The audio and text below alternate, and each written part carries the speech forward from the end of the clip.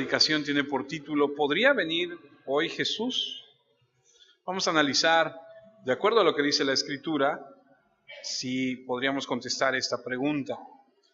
Espero que cada domingo, cuando lleguemos a la palabra de Dios, sea para nosotros una anticipación, que en nuestro corazón haya un deseo, una alegría, que estemos atentos, que estemos meditando, concentrándonos con todo nuestro corazón para las cosas que el Espíritu Santo quiere decirnos a través de su palabra. Espero que sea el sentir de cada uno de nosotros ese anhelo de venir a escuchar lo que Dios tiene para nosotros, porque es un privilegio, creo yo, sagrado, el poder ir a la Escritura, el poder escuchar con alegría, con un corazón agradecido lo que Dios tiene para nuestras vidas. Espero que ese sea su mismo sentir. La esperanza de cada uno de los cristianos a través de la historia es la segunda venida de Jesucristo. Lo hemos analizado, lo hemos platicado. La Biblia dice que somos aquellos que amamos su regreso. Si tú eres cristiano, tú, como todos los cristianos a través de toda la historia, tienen en su corazón el deseo, el anhelo de la segunda venida de Jesucristo. La Biblia dice que somos los que amamos ese regreso, los que estamos esperando esa gloriosa aparición de nuestro Señor Jesucristo.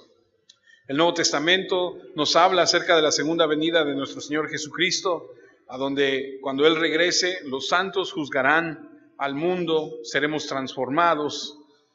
Cuando la muerte sea derrotada para siempre, el pecado sea quitado para siempre y entremos en la presencia de nuestro Señor y Salvador Jesucristo. Somos, como dice Pablo en Efesios, una novia esperando que llegue el novio. No sé si usted recuerde ese sentir de cuando a lo mejor usted esperaba a su novio, mujer, cuando usted estaba ansiosa de que llegara. Es un deseo, un anhelo de estar con la persona a la que se ama. Y Pablo nos describe a la iglesia como esa novia que espera al novio. Dice la Biblia que cuando Él regrese seremos semejantes a Él porque lo veremos tal como lo es Él.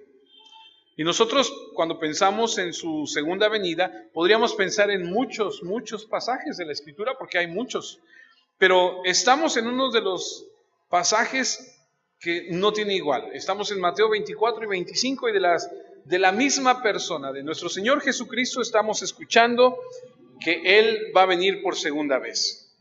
Entonces, ¿quién mejor para hablarnos de su segunda venida que Él? Y Él elige unos términos para hablar de ello. Recuerden que está sentado en el Monte de los Olivos y que este sermón se conoce como el Sermón de los Olivos. Hijo, ¿me puedes hacer favor de cerrar esa ventana? ¿Le llegarás? Sí, ¿verdad? Ándale. A ver si así nos ayuda un poco. Muchas gracias. Qué amable. Entonces les decía, estamos sentados en el Monte de los Olivos, escuchando el Sermón de los Olivos, que por cierto está registrado en Mateo, Marcos y Lucas. Eso quiere decir que es de suma importancia, porque si se repite en los 3 evangelios, es de suma importancia. Y estamos viendo la perspectiva que tiene Mateo, aprendiendo cosas maravillosas, emocionantes y terroríficas de lo que viene en un futuro. Jesús está sentado con sus discípulos hablándoles, acaban de salir del templo, han pasado todo el día hablando con los religiosos, han escuchado a Jesús decirles sus verdades.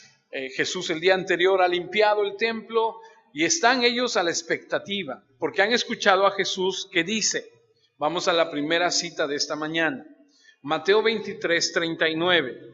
Están a la expectativa porque Jesús minutos antes, horas antes tal vez, han escuchado a Jesús decir en Mateo 23, 39, porque os digo que desde ahora no me veréis hasta que digáis, bendito el que viene en el nombre del Señor. Así que Él está anunciando que Él se retira, ellos están expectantes, escuchando, y están con la expectativa, porque Él presenta la venida del reino que prometieron los profetas de antaño.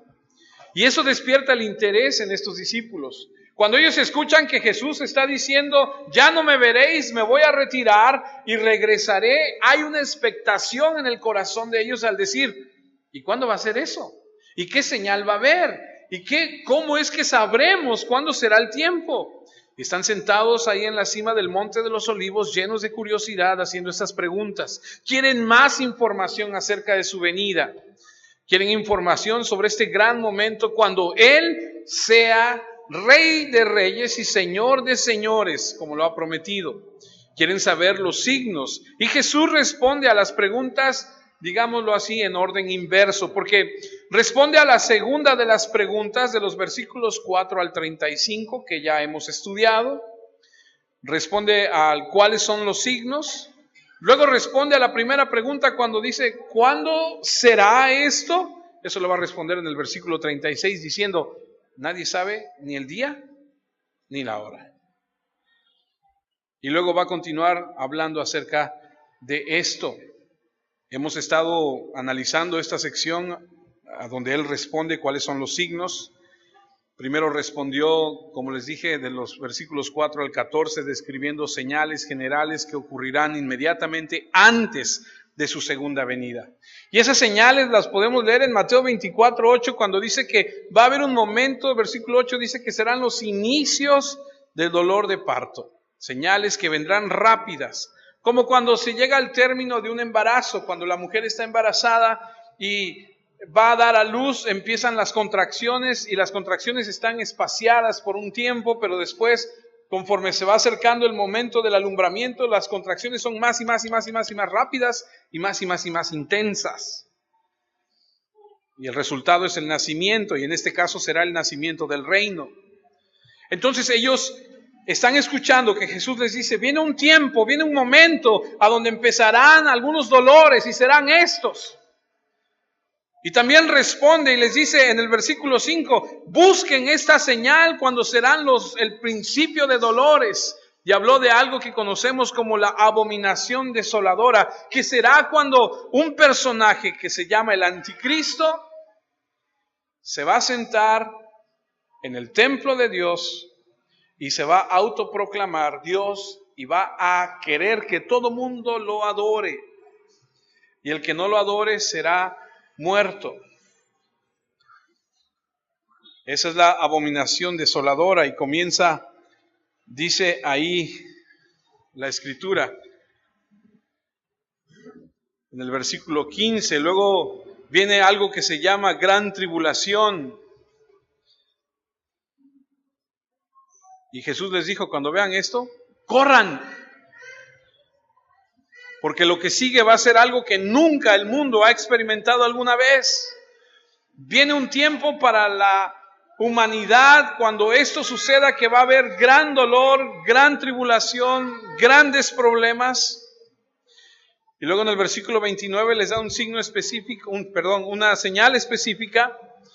Y les dice, inmediatamente después de la tribulación de aquellos días, ¿se acuerdan? El sol se va a oscurecer, la luna no dará su resplandor, las estrellas caerán del cielo y las potencias de los cielos serán conmovidas. En otras palabras, el universo se va a desintegrar.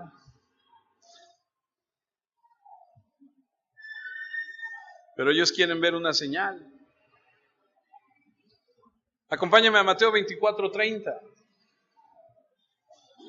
Ahí, justo después. Cuando veas al Hijo del Hombre en el cielo, entonces aparecerá la señal del Hijo en el cielo, y entonces lamentarán todas las tribus de la tierra y verán al Hijo del Hombre viniendo sobre las nubes del cielo con poder y gran gloria. Y enviará, dice la Escritura, sus ángeles con gran voz de trompeta, y juntarán a sus escogidos de los cuatro vientos desde un extremo del cielo hasta el otro. Y vimos la semana pasada que la señal es Él. Y lo que estamos viendo, amados, es que Jesús está diciendo en el Sermón de los Olivos, viene un tiempo cuando yo regrese que será un tiempo difícil para la humanidad. Y estos son los signos, estas son las señales. Esperen esto. Cuando el Anticristo esté, cuando venga la gran tribulación, cuando el sol se oscurezca, cuando la luna no dé su resplandor, cuando las estrellas del cielo, y da una serie de señales para que ellos estén atentos. Cuando todo esto suceda, entonces vendrá el reino. Entonces vendrá Jesucristo. Y habiéndoles dado todos estos indicadores, Él sabe que en su mente ellos tienen una pregunta más. ¿Cuánto durará? ¿Y hasta cuándo será que establezcas tu reino? Bueno, nosotros hemos estudiado que la Escritura dice que va a durar 3 años y medio todo esto, pero vamos a ver lo que dice la Escritura a continuación, ahí en los versículos 32 en adelante. Él da una parábola para explicar. Y quiero que veas este pasaje maravilloso de Mateo 24, 32 en adelante. Este es el estudio de esta mañana. Jesús está en el sermón de los olivos, estamos en la misma explicación, están preguntando, ¿y cuándo será? ¿Cómo sabremos? Bueno, ya les dijo, hay dolores de parto, la abominación desoladora, va a haber una señal del Hijo del Hombre en el cielo, y luego en el versículo 32, de la higuera aprended la parábola. Cuando ya su rama está tierna y broten las hojas, sabéis que el verano está cerca. Aquellos que hemos tenido la bendición de parte de Dios de crecer, a lo mejor en la provincia, de estar en algún lugar a donde hay árboles, ¿verdad? Porque no todos crecen en esa bendición, ¿verdad? Algunos son de ciudad, ¿no? Algunos son de la metrópoli, ¿no? Y no conocen esas cosas, pero los que crecimos en la provincia sabemos que cuando el árbol de mandarinas empieza a cambiar el color y dices, ya pronto va a dar mandarinas o cosas así, ¿cierto? Entonces Jesús dice, aprended de la higuera. Dice, cuando broten las hojas, sabéis que el verano está cerca. Sí, señor, pase usted.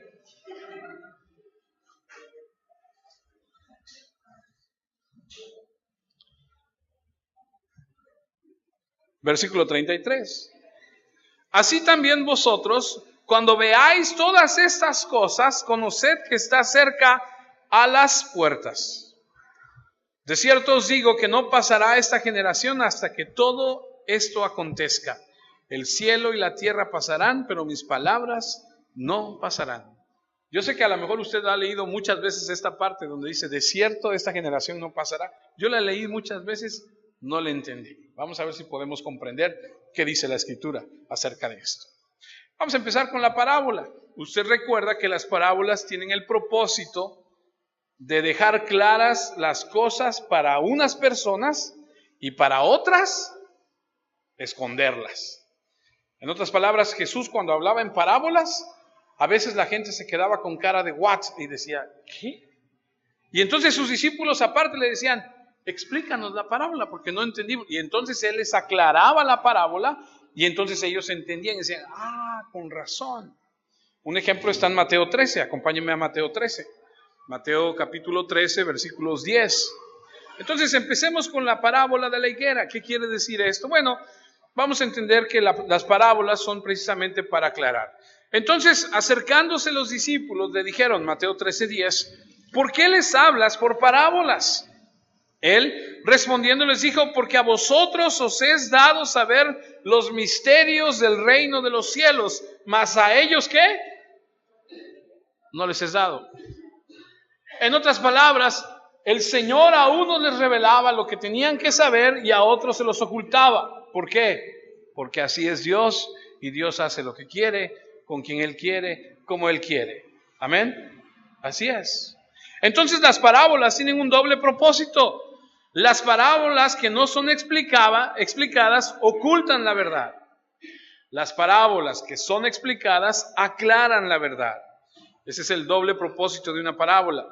Así que cuando Jesús dio una parábola a la multitud o a los líderes religiosos y nunca la explicó, quedó como un enigma para ellos, quedó así como un gran signo de interrogación. ¿Qué habrá querido decir? Se quedaron con la duda. Pero cuando se la dio a los discípulos y la explicó, fue una ilustración que hizo las cosas mucho más claras. Y cuando Jesús dice, aprended de la higuera, y da una parábola acerca de los últimos tiempos, tenemos que nosotros analizar y saber de qué está hablando. Ahora Jesús en este momento le está hablando a los discípulos y les explica a qué se refiere exactamente. De modo que para ellos la parábola se va a convertir en una ilustración viviente que hace que la verdad sea muy clara. Es una analogía simple y clara. Ahora, esta analogía de la higuera, que fácilmente entenderían ellos, es porque en ese lugar, allá donde ellos vivían, estaba cubierto de higueras. ¿Conocen las higueras? Árboles no muy grandes, pero sí frondosos. Y podemos ver que el mismo Jesús, capítulos antes, capítulo 21, va en camino al templo y llega a una higuera y ve que están las hojas, pero no tiene fruto y dice, nunca más salga de ti fruto, y la maldice y se seca. Eso lo vimos hace unos meses atrás. Entonces ellos están muy familiarizados con la higuera y les enseña una lección sobre la esterilidad, la lección de la oración de esa higuera. Así que no fue la primera vez que el Maestro Jesús utiliza una higuera para ilustrar, y no es el único. Jueces, Oseas, Jeremías, Joel usan figuras de higuera. Es más, el mismo Apocalipsis, acompáñame a Apocalipsis. Mire lo que dice Apocalipsis, haciendo referencia a una higuera y cómo se toma como parábola, cómo se toma como ilustración para mostrarnos algo. ¿Usted alguna vez ha sacudido un árbol de limones, de naranja, para que caiga el fruto? Iba a decir de mango, pero de mango no se puede, ¿va? Porque son muy grandes. Pero sí de limón, a lo mejor le mueves a la rama y el que ya está más maduro, ¡prum!, se cae, ¿no? Mira lo que dice Apocalipsis 6.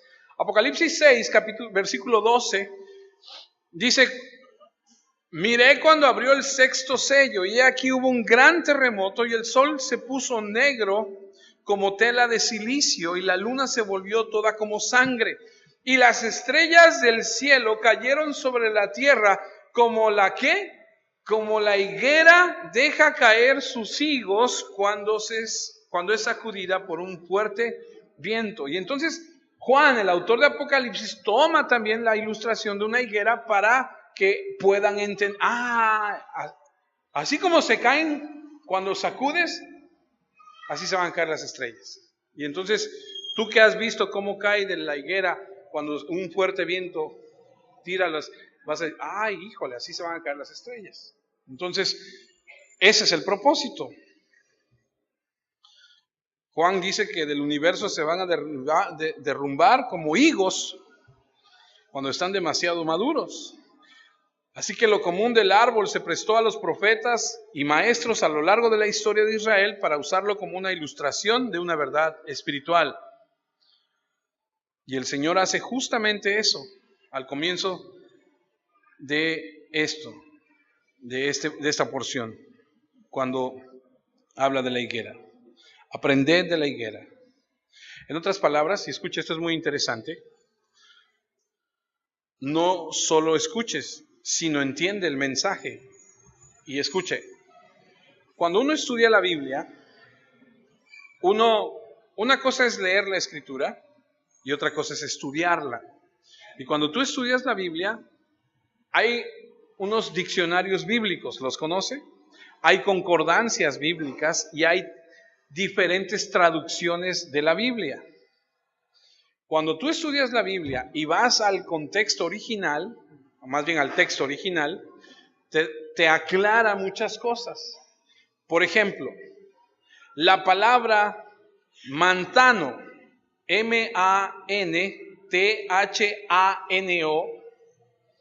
significa, escuche, aprender genuinamente. En otras palabras, que se convierta en un hábito, aprender a fondo.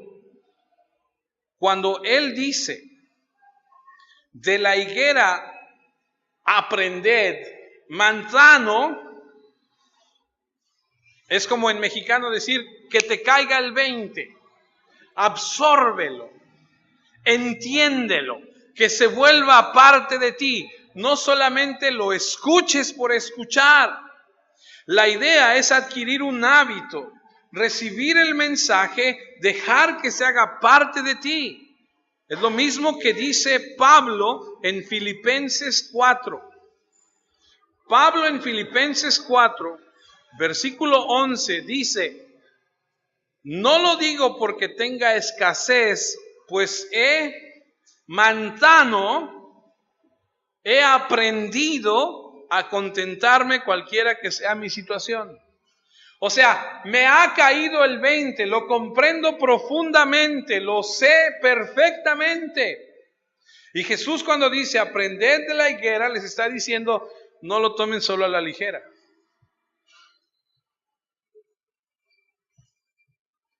Apréndanlo, absórbanlo. Que sea un conocimiento verdaderamente en ustedes. Es la esencia de lo que Él está diciendo.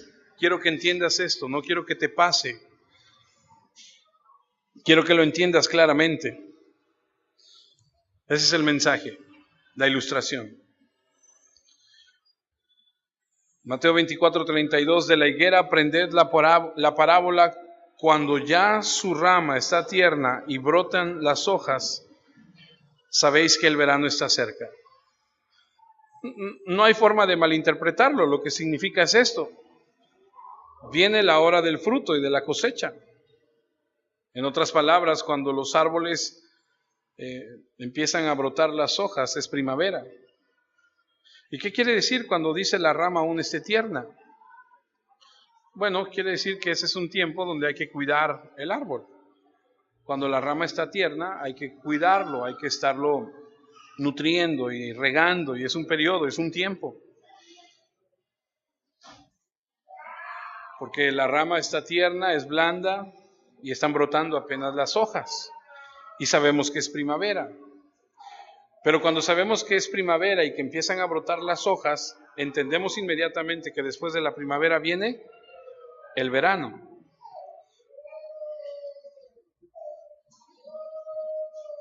Y entonces cuando sabemos que viene el verano y viene el fruto, sabemos que en el fruto, cuando brota la fruta, cuando ya está lista, inmediatamente viene la cosecha.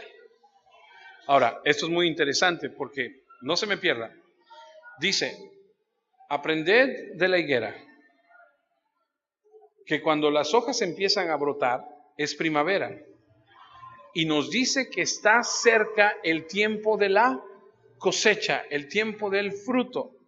Y cuando está listo, ya viene el tiempo de la cosecha, el fruto, ya viene el tiempo del verano, ya viene el tiempo de la cosecha. Y cosecha en la Biblia siempre tiene que ver con juicio.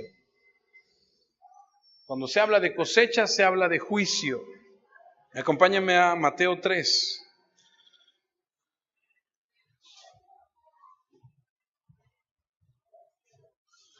Mateo 3, versículos 10 al 12. Dice, y ya también el hacha está puesta a la raíz de los árboles. Por tanto, todo árbol que da buen fruto es cortado. ¿Que da buen fruto o que no da? Todo árbol que no da buen fruto es cortado y echado en el fuego. Yo a la verdad os bautizo, está hablando Juan el Bautista, en agua para arrepentimiento, pero el que viene tras mí, cuyo calzado yo no soy digno de llevar, es más poderoso que yo. Él os bautizará en Espíritu Santo y fuego. Su aventador está en su mano, y limpiará su era, y recogerá su trigo en el granero, y quemará la paja en fuego, que nunca se apagará. En otras palabras, lo que Juan el Bautista está diciendo es, cuando Él venga, Él va a limpiar su terreno, va a recoger el trigo. ¿Usted sabe cómo en ese tiempo separaban el trigo? Tomaban y lo aventaban hacia arriba. Y el aire que soplaba en ese momento separaba lo que no era trigo del trigo. Y todo lo que separaba, ellos recogían el trigo, lo guardaban, y toda la hojarasca, todo lo demás que no era trigo, lo juntaban y se iba al fuego, junto con los árboles que no dan fruto. Entonces, cuando el Señor Jesús está diciendo, aprende de la higuera, que te caiga el 20, compréndelo completamente, la higuera te muestra que es un tiempo de primavera, están las hojas y pronto viene el fruto, pronto viene la cosecha, pronto viene el verano, pronto viene el tiempo de separar el fruto de lo que no es. Juan el Bautista habla de una cosecha y ve la cosecha en el momento en el que Dios separa lo bueno de lo malo, quema lo malo y guarda lo bueno en el granero de su propio reino. Jesús mismo en Mateo 9, cuando dice que ve que están los campos y están listos, dice que mucho es la mies y pocos son los obreros. Dice orar al Padre para que mande obreros a la mies, que es mucha.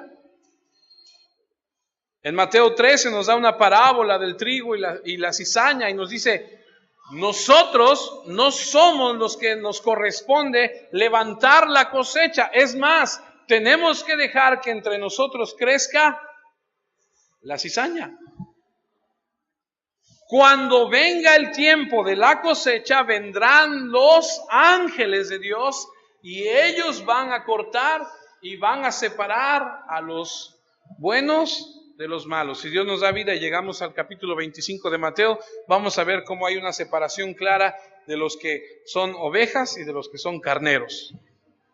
Y a uno les dice, ustedes al fuego eterno preparado, y a otros les va a decir, ustedes a la gloria.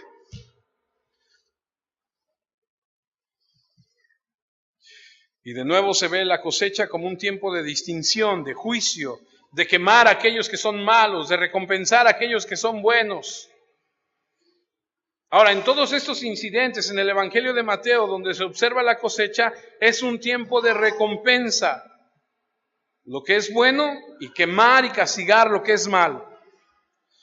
Entonces Jesús en una simple analogía está enseñando esto. Cuando veas que las hojas salen en la primavera, sabes que la llegada del verano se acerca y que pronto habrá una cosecha.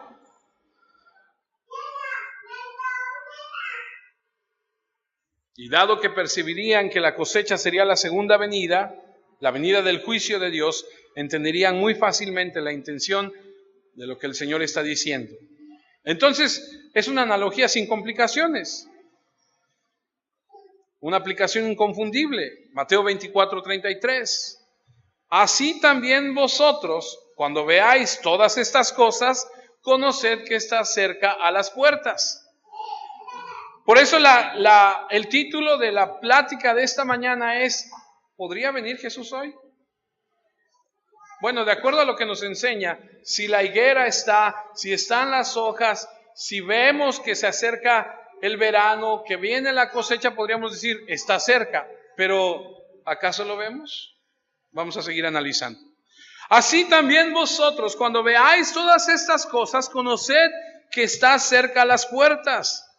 Ahora, al decir así también vosotros, vincula la parábola o la analogía a la aplicación. Cuando veas todas estas cosas, y a lo mejor tú te puedes preguntar, ¿y a qué cosa se refiere? Son todas las cosas que él acaba de hablar, los dolores de parto, versículos del 4 al 14, la abominación desoladora del versículo 15, la necesidad de huir debido a la gran tribulación de los versículos 16 al 28, las calamidades que van a venir sobre la tierra, la sutil confesión de los que gritan, el Mesías está aquí. No, el Mesías está por allá. La corrupción pecaminosa, como un cadáver muerto. El signo de la venida del Hijo del Hombre en los cielos. El cielo que se vuelve negro, que hay oscuridad total. Todas estas cosas. Cuando veas todas estas cosas, es como el árbol que emite hojas y sabes que está cerca. ¿Qué está cerca? El fin. Así que es muy específico. Lucas lo dice, mismo sermón, otra perspectiva. Lucas 21:31 dice, así también vosotros, cuando veáis que sucedan estas cosas, sabed que está cerca el reino de Dios. Es el final del día del hombre, es el comienzo del día de Dios. sepan que el reino está cerca, el reino milenial. ¿Ha oído hablar del reino milenial? ¿De 1000 años? Muy interesante, acompáñame a Apocalipsis. Apocalipsis habla acerca de que va a venir y se va a reinar por 1000 años. Y es todo un tema que no vamos a meternos ahorita, pero quiero que usted esté consciente. Apocalipsis capítulo 20, versículo 4. Juan escribe y dice: y vi tronos y se sentaron sobre ellos los que recibieron facultad de juzgar. Y vi las almas de los decapitados por causa del testimonio de Jesús y por la palabra de Dios, los que no habían adorado a la bestia ni a su imagen y que no recibieron la marca en sus frentes ni en sus manos, y vivieron y reinaron con Cristo 1000 años. No sé si tengo el 5. ¿Tengo el 5 también? Pero los otros muertos no volvieron a vivir hasta que se cumplieron 1000 años. Esta es la primera resurrección. Lo único que quiero que usted sepa es que va a haber un reinado de 1000 años. Y todo eso vendrá cuando venga Cristo, cuando sea su segunda venida. Cuando Cristo reine por 1000 años con sus santos, Satanás sea atado. Es el tiempo prometido por los profetas de la antigüedad.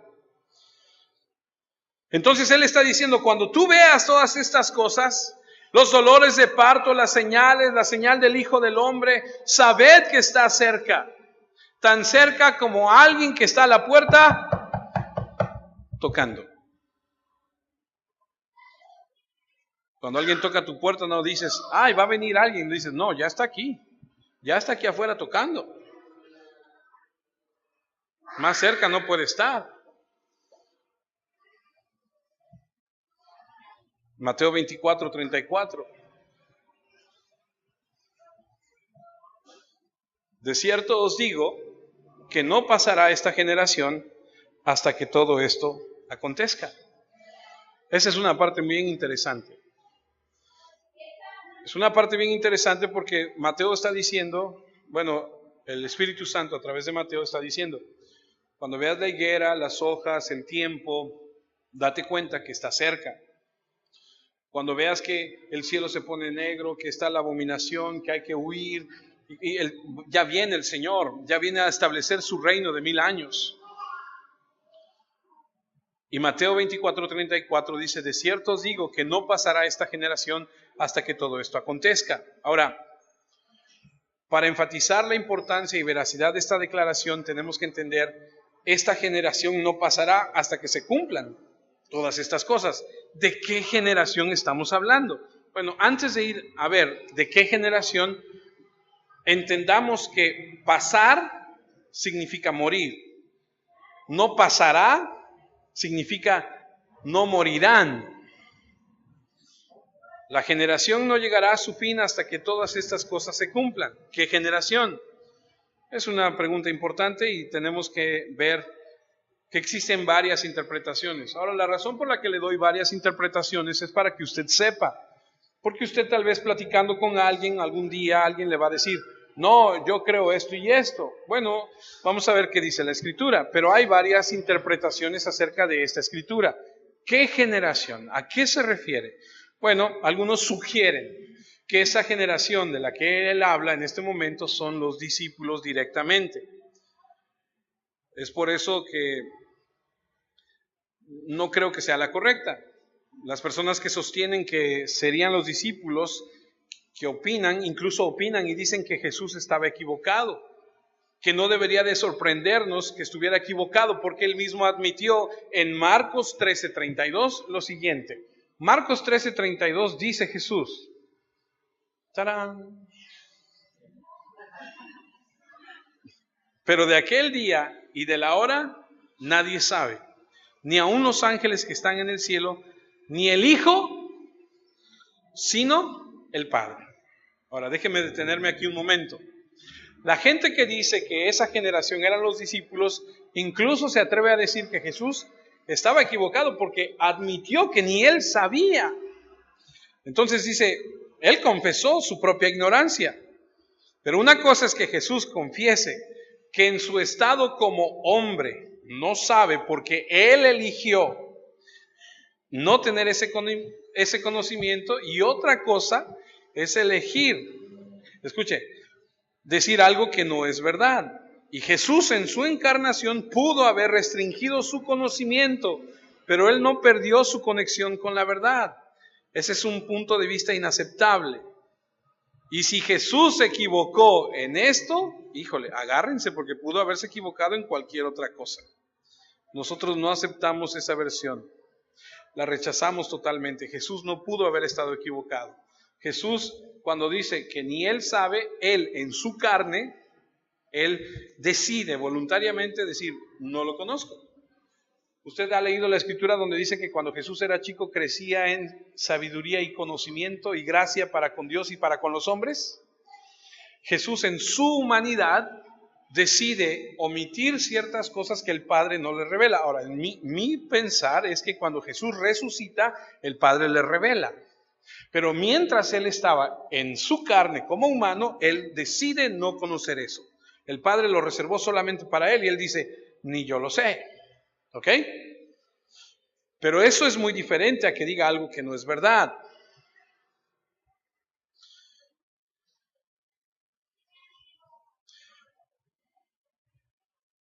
Yo creo que si Jesús se refería a este grupo de discípulos, Él podría haber dicho, no pasarán ustedes hasta que se cumplan todas estas cosas. Pero hay gente que piensa eso. Otro punto de vista acerca de esta generación se refiere a los discípulos y a la destrucción de Jerusalén en el año 70.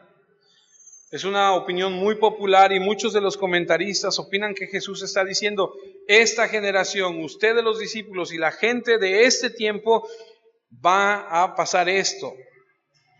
Y toman de referencia el año 70, cuando es destruido el templo, pero también es una visión inaceptable, porque cuando ellos preguntan en el versículo 3, ¿cuál será la señal de tu venida? No señalan, no preguntan cuándo vendrán los romanos, no están preguntando esto, ellos están preguntando cuándo vas a venir tú.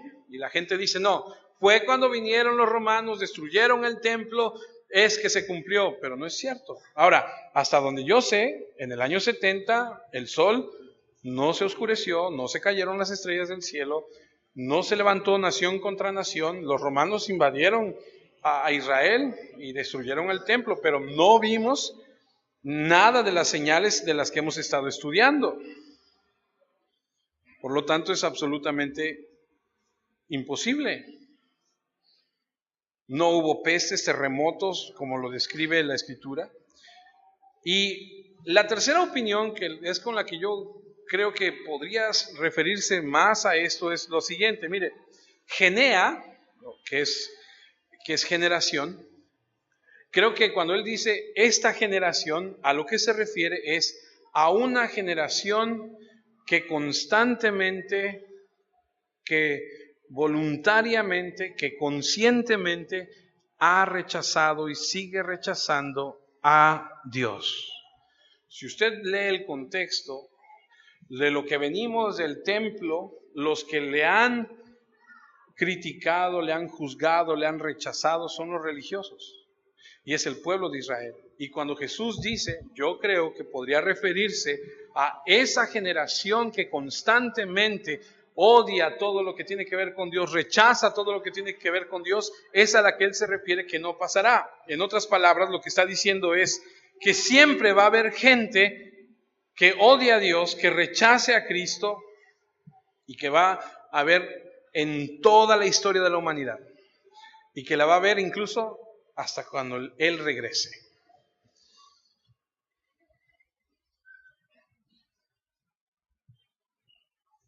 Mateo 24:34, lo vuelvo a leer, de cierto os digo que no pasará esta generación hasta que todo esto acontezca.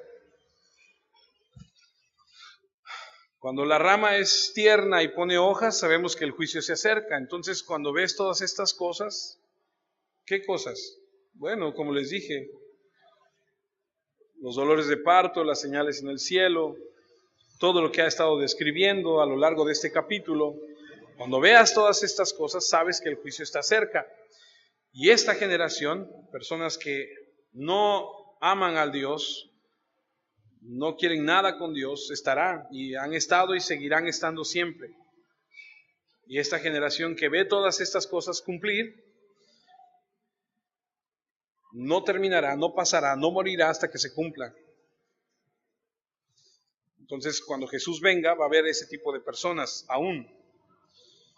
Y cuando Él venga, estudiamos que será un tiempo muy rápido, 3 años y medio. Pum, pum, pum, pum, pum. Cosas sucediendo una tras otra, tras otra, tras otra. 1260 días, 42 meses, 3 años y medio. Daniel, Juan lo describen. ¿Qué generación estará viva para esos signos? Hay 2 puntos de vista, y eso es lo que les dije la semana pasada. Hay quienes dicen que la iglesia va a ser una iglesia post-tribulación, o sea que será tomada después de la tribulación, y hay otros que dicen, no, la iglesia no va a pasar por eso, y es lo que se conoce como el pretribulación. Algunos dicen que la iglesia estará ahí, en otras palabras, seremos sacados del mundo después de que suceda todo esto, que el sol se oscurezca, que se caigan las estrellas, que haya terremotos, que haya hambre, que haya pestilencias, que venga el anticristo, todo eso, que tengamos que huir a los montes y escondernos en las cuevas y todo. Y después de que pase todo eso, ¡prum!, el Señor nos lleva. Pero hay otra versión que dice que no, que dice que nos lleva antes y que pasamos ese tiempo de 7 años en el cielo con Él para después regresar. Mi postura, como les dije la semana pasada, es que nosotros nos vamos antes. Déjeme tratar de explicárselo con la Biblia. Le voy a dar algunas razones. Razón número 1 de por qué creo yo que nos vamos antes. No tengo citas, pero usted tiene su Biblia. En el libro de Apocalipsis, si usted va al libro de Apocalipsis, capítulo 2, capítulo 3, incluso en el capítulo 2, el tema principal es la iglesia. Capítulo 3 habla de la iglesia, purifica a la iglesia, escribe las cartas a la iglesia. Usted puede ir hojeando ahí, da mensajes a la iglesia, y cuando termina la lección del capítulo 3, termina con la idea de que Él está parado en la puerta, listo para venir. Es esa famosa escritura que hemos escuchado, que Él está a la puerta y está llamando para que tú lo dejes entrar, y lo han escuchado muchas veces. Si usted tiene su Biblia, lo puede ver ahí. Termina capítulo 3 diciendo que Jesús está a la puerta llamando. Pasas directamente al capítulo 4 y la iglesia ya está en el cielo. Ya habla de los que están sentados en el trono. Pasas al capítulo 5 y puedes ver que dice que hay millones de millones adorando al Cordero. Pero cuando pases en el capítulo 6, la tribulación estalla en la tierra. La razón por la que yo digo que nosotros nos vamos antes de la tribulación, la puedo basar en que Apocalipsis, cuando habla de la iglesia, lo habla 1, 2, 3, 4, 5. Para el 6, estalla la tribulación en la tierra y la iglesia ya está en el cielo. No vemos del capítulo 6 al 18 una sola mención de la iglesia o cómo debe actuar la iglesia. Es más, la palabra iglesia no está ahí. Entonces, la ausencia de la iglesia del Apocalipsis 6 al 18 me parece bastante significativo, especialmente cuando han estado en la tierra 2, 3, 4 y 5. La razón número 2. Hay una ausencia absoluta literaria en el Nuevo Testamento para instruir a la iglesia sobre cómo soportar la tribulación, cómo comportarse en la tribulación. La iglesia no se menciona en Mateo 24 como tal, es un grupo único de personas. No se nos dan advertencia acerca de la tribulación, de cómo lidiar con ella, cómo vivirla, cómo manejar la situación del anticristo como iglesia. De hecho, la única iglesia que aparece durante el periodo se llama Babilonia y se describe como la gran ramera, como prostituta. La iglesia falsa que debe ser destruida. La razón número 3 es que cuando tú lees en Primera de Tesalonicenses 4 que Pablo habla acerca del rapto, donde son levantados para estar con el Señor en el aire y a donde estarán siempre con el Señor,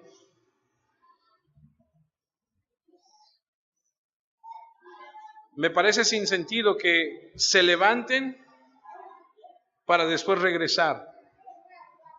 Ahora, para los que estudian un poco más y los que les gusta analizar y ver, algunos dicen, en la antigüedad, cuando el Imperio Romano llegaba triunfante de la guerra, se estacionaba unos kilómetros antes de entrar a la ciudad. Mandaban un emisario y le decían al Senado, regresamos, venimos victoriosos, preparen la ciudad, vamos a entrar en 3 días. Y entonces el Senado arreglaba toda la ciudad, ponía pétalos, ponía flores, ponía todo, y la ciudadanía salía, se formaba con el ejército romano y entraban a la ciudad. Y entonces algunos comentaristas dicen, como Pablo es romano y sabe las tradiciones, él dice que entonces el Señor va a venir, va a levantar a su pueblo y luego van a bajar. Pero no me da mucho sentido que el Señor venga, levante a su pueblo y luego baje para reinar. Yo creo que son dos eventos separados. Y cuando tú lees en Primera de Tesalonicenses 4, que algunos están preocupados, porque dice, ya se murieron. ¿Qué va a pasar con los que ya se murieron? Y Pablo les dice, no, nosotros los vamos a seguir.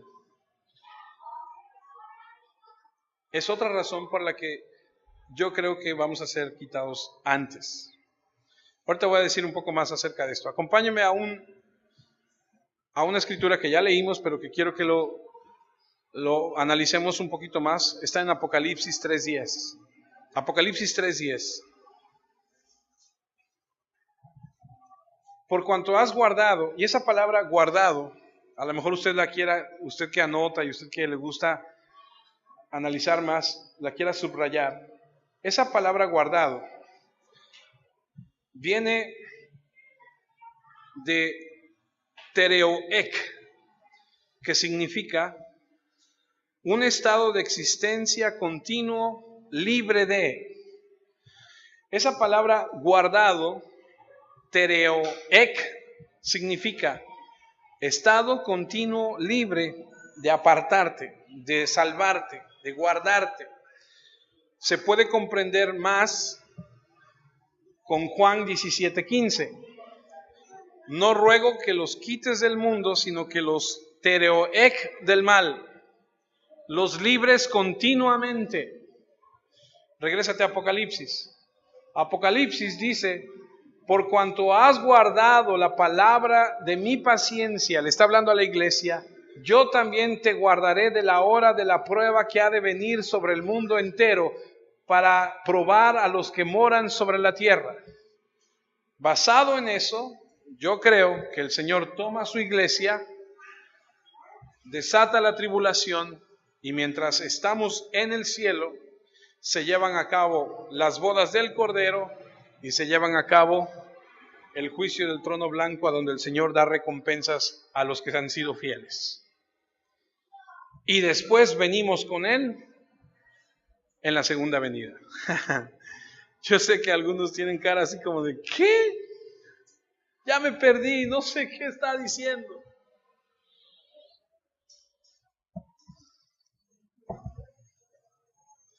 Yo tenía miedo de llegar a estos capítulos porque yo decía, Señor, ¿cómo lo explico? Lo que me queda muy claro, amados, es que sea antes o sea después, usted y yo tenemos que comportarnos como cristianos. Amén.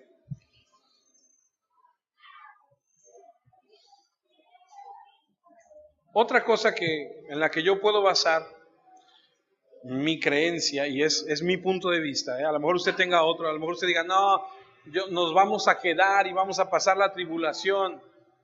Pues está bien. Y como le dije el otro día, no es de que deseo, ¿verdad? Porque pues yo no deseo quedarme, yo quiero irme antes. Si tú te quieres quedar y ver que se caiga el sol y las estrellas, pues ahí quédate. Yo me quiero ir antes. En Juan 14:3 dice, y si me fuere y os preparare el lugar, vendré otra vez y os tomaré a mí mismo, para que donde yo estoy, vosotros también estéis. Y el punto es, estoy preparando un lugar para ti. No puede ser aquí abajo. No está aquí. Él no está preparando un lugar en la casa, Él nos está preparando un lugar en la casa de su Padre, allá arriba, en la gloria. Lo que me dice que Él no va a bajar aquí para estar donde estamos. Él nos va a llevar a donde Él está.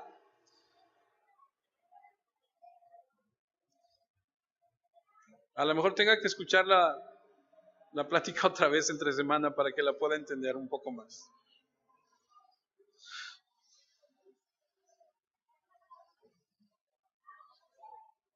Es que hay dos puntos de vista. Hay quienes dicen nos quedamos a la tribulación y hay quienes decimos nos vamos antes. Yo creo que nos vamos antes. Les decía yo que los de Tesalónica estaban preocupados porque algunos cristianos murieron y pensaron que se habían perdido el rapto. Pensaron que se habían perdido la segunda venida. Han muerto y entonces les escribe Pablo y les dice, no te entristezcáis por la gente que duerme. No estés tristes por ellos, porque cuando venga el rapto, nosotros nos vamos a ir después de ellos, vamos a seguir nosotros. Los muertos se levantarán primero. No es de que, ay, pobrecitos, ahí se van a quedar, nosotros nos vamos. No. Nosotros como iglesia nos vamos a ir.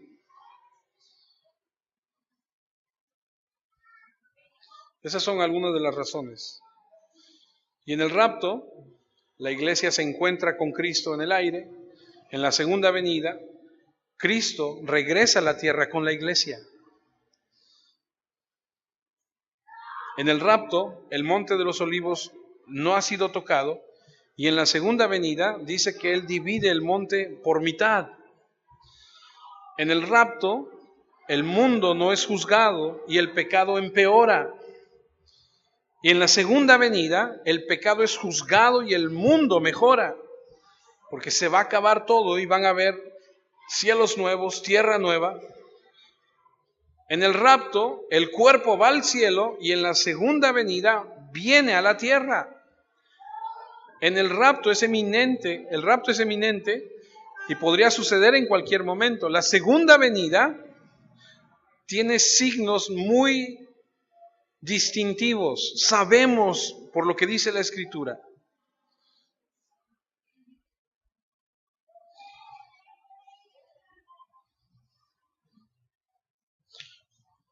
El rapto se refiere solo a los salvos y la segunda venida concierne a los salvos y no salvos. Todo eso para decir que el rapto y la segunda venida son dos cosas diferentes con un periodo de tiempo en medio.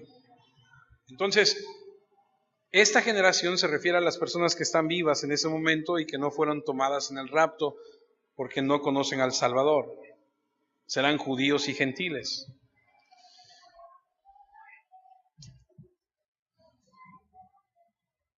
Hay mucho que decir acerca de esto, pero no quiero hacerles más bolas. Vamos a Mateo 24:35. Mateo 24:35. El cielo y la tierra pasarán, dice, pero mis palabras no pasarán. ¿No está? Mateo 24:35. El cielo y la tierra pasarán, pero mis palabras no pasarán. Esta es una declaración increíble, tremenda. Ves al Hijo del Hombre en el cielo, vas a ver que se colapsan los cuerpos celestiales, el sol, la luna, las estrellas, va a haber un caos. Dios va a cortar la luz en la hora del día, las mareas se van a volver locas, y sumas todo esto y dice, el cielo y la tierra llegarán a su fin. Y en su lugar dice la Escritura que va a haber cielos nuevos, tierra nueva. Y Jesús dice, todo esto va a pasar, pero mis palabras no van a pasar. Es una autoridad invariable. Lucas 16:17 dice, Pero más fácil es que pasen el cielo y la tierra que se frustre una tilde de la ley. Es más fácil. Mateo 5:18. Porque de cierto os digo que hasta que pasen el cielo y la tierra, ni una jota ni una tilde pasará de la ley, hasta que todo se haya cumplido. Entonces, si creemos en la palabra de Dios, creemos que esto va a suceder, ¿cierto? Y la pregunta que te hago hoy para terminar es esta. ¿Estás listo para esto? ¿Irás con las personas raptadas o te quedarás en el holocausto que viene?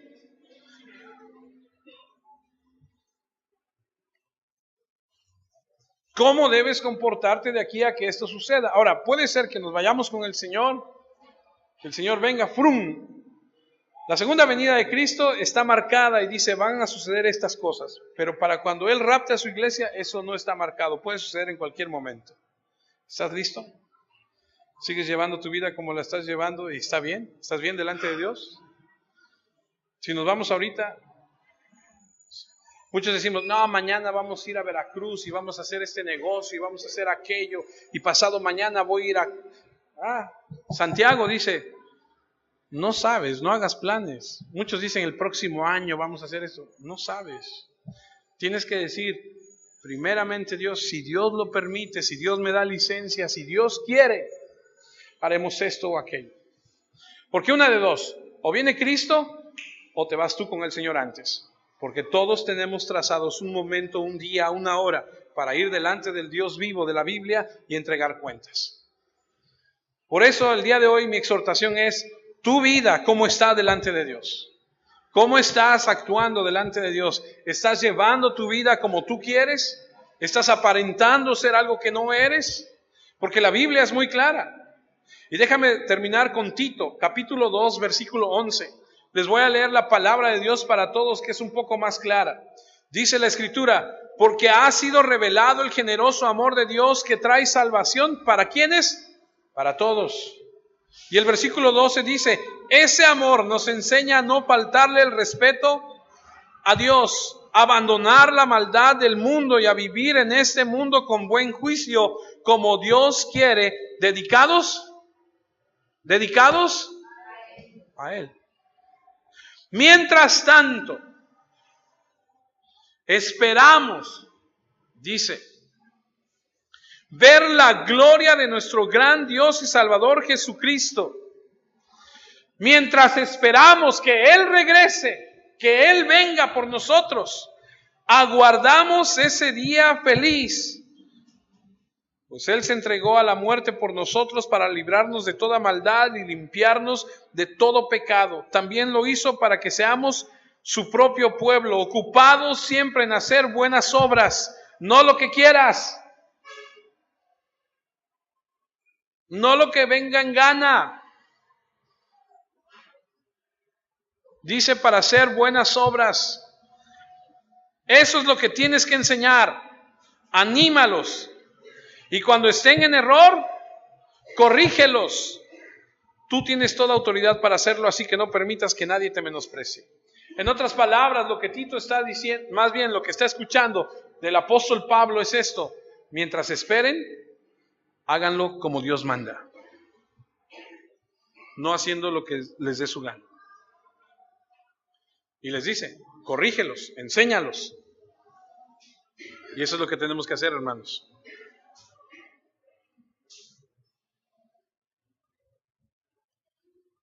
Porque viene un tiempo, lo creas o no lo creas, que Jesús dice, vas a estar delante del Dios vivo, entregando cuentas. Sé que lo crees porque estás aquí. Sé que lo crees porque vienes a escuchar lo que dice la Escritura. Pero el diablo también cree. Y él tiembla. Algunos de nosotros nada más creemos, pero ni siquiera temblamos. Decimos, pues sí, pero... Una cosa es creer solamente y otra cosa es obedecer.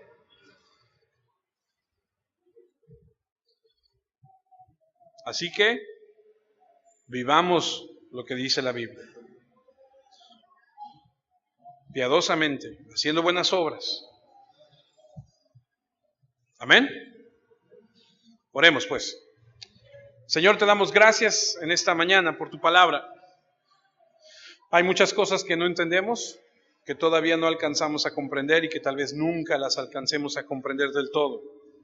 Pero lo que sí entendemos es que debemos vivir correctamente delante de ti.